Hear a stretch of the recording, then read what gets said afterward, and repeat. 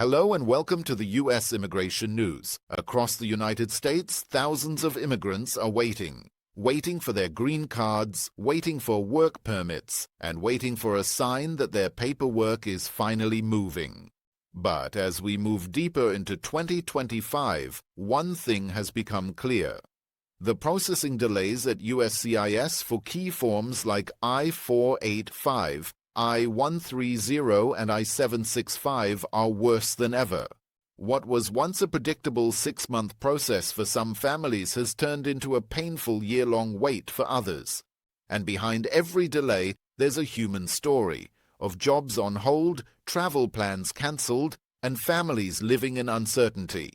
In this video, we'll explain why the USCIS processing times for the I-485, I-130, and I-765 have slowed down in 2025, what's happening behind the scenes inside the immigration system, and what applicants can realistically expect moving forward. If you are liking this video, please hit the bell button, subscribe, and like it so that you may get updates straight to your smartphone. Now let's get into the video.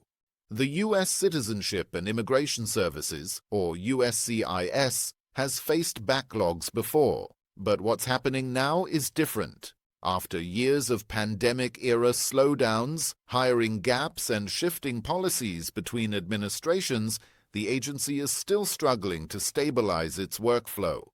The Trump administration's earlier tightening of immigration systems left behind a deep procedural footprint, and even years later, those layers of verification and security review continue to stretch processing timelines far beyond what applicants expect. Let's start with Form I-485, the Adjustment of Status application. This is the heart of the green card process for those already living in the U.S. Normally, the timeline runs between 8 and 14 months, depending on the field office. But in 2025, many applicants are reporting wait times of over 20 months. Some have had their biometrics completed and even received their work permits, yet their green card interviews remain unscheduled.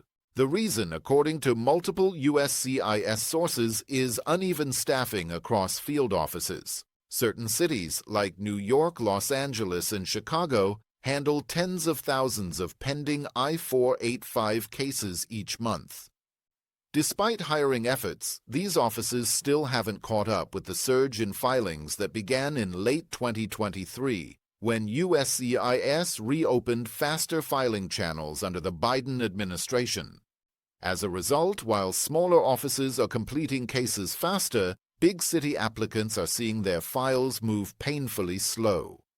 Now, the I-130, the Petition for Alien Relative, might sound simple, but it's one of the most overwhelmed forms in the USCIS system.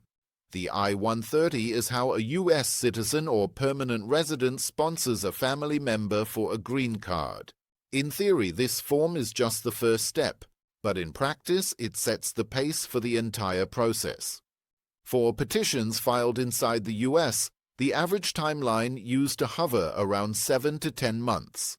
Today, that average has doubled in some service centers. For example, California and Texas service centers are now processing I-130s for U.S. citizens sponsoring spouses in nearly 16 to 18 months. Some even cross the 2-year mark. What's causing the jam? Part of it lies in the security vetting systems, the interagency checks between USCIS, the FBI, and the Department of State. These databases are more integrated than ever, which is good for national security but bad for efficiency. Each name, address, and document goes through multiple cross-checks before approval, and any small mismatch can pause a case for weeks. Add in the occasional RFE, a request for evidence, and months can slip away before the file even reaches the NVC for the next step. Then there's the I-765, the Employment Authorization Document or Work Permit. For many immigrants, this piece of paper is their lifeline. Without it, they can't legally work, renew driver's licenses, or access certain benefits. During the Trump administration, processing times for the I-765 were deliberately slowed as part of a larger strategy to tighten immigration control. When the Biden administration took over, there was a massive effort to reverse that, and for a brief period in 2024, things did improve. But as we've entered 2025, new data shows those gains are slipping again.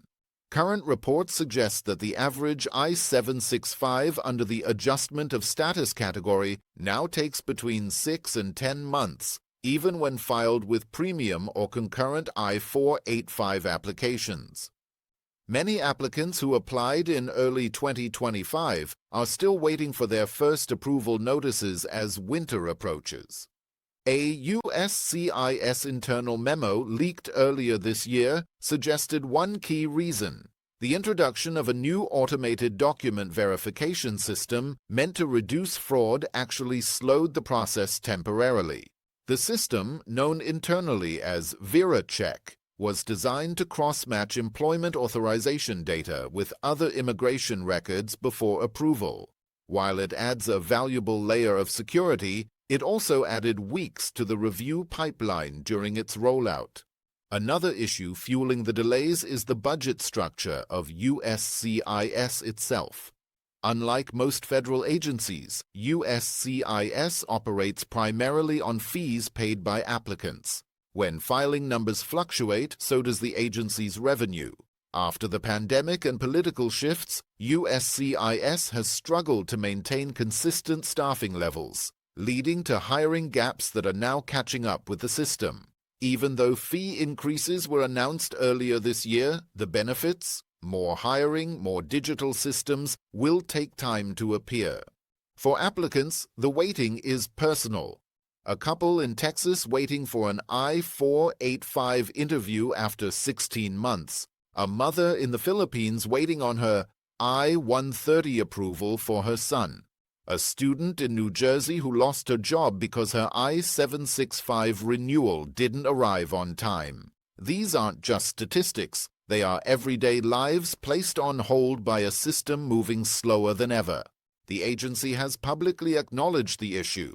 USCIS Director Urjadu stated earlier this year that significant backlog reduction remains a top priority, but she also admitted that digital transformation and case handling reforms take time. USCIS has promised that by mid-2026, more than 80% of all applications will be processed through fully electronic systems, potentially reducing manual delays and lost paperwork. But for now, most cases are still caught in the half-digital, half-paper transition, an awkward middle ground that causes confusion and longer wait times. Some applicants wonder whether premium processing could be the solution. Unfortunately, not all forms qualify. While certain I-140 petitions and some I-765 categories can use premium processing, most family-based I-130 or I-485 filings cannot. This means that even those willing to pay extra are still left waiting in the same line. Many attorneys are now advising clients to prepare for delays longer than what the official USCIS website lists. For instance, while the online tool might show a 12-month timeline, in reality, cases often take several months beyond that. They also emphasize that filing complete, clean applications with no missing evidence or inconsistent information is the best way to avoid unnecessary RFEs that can set you back even further. There's also a growing concern about uneven processing between service centers. Some centers like Potomac are moving cases significantly faster than others. Unfortunately, applicants cannot choose their service center. It's assigned based on location and workload distribution. This means two people filing identical cases on the same day may end up on completely different timelines. In the bigger picture, all these delays raise deeper questions about how the immigration system is being managed ahead of another major election year.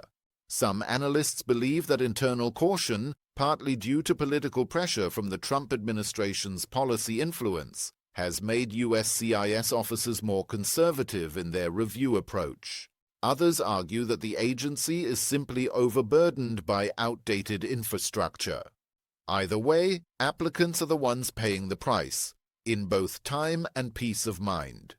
If you're waiting on your I-485, I-130, or I-765 this year, the best thing you can do is stay informed. Track your case online regularly, sign up for USCIS account alerts, and watch for updates to your service center's processing time reports. If your case goes beyond the outside normal processing time window, you can submit an inquiry online. And if nothing moves, consider reaching out to your local congressional office. Many applicants have had success getting their cases reviewed after a congressional inquiry. Behind all the paperwork, there's still movement. Every week, thousands of approvals are issued, interviews scheduled, and green cards delivered. The system might be slow, but it hasn't stopped.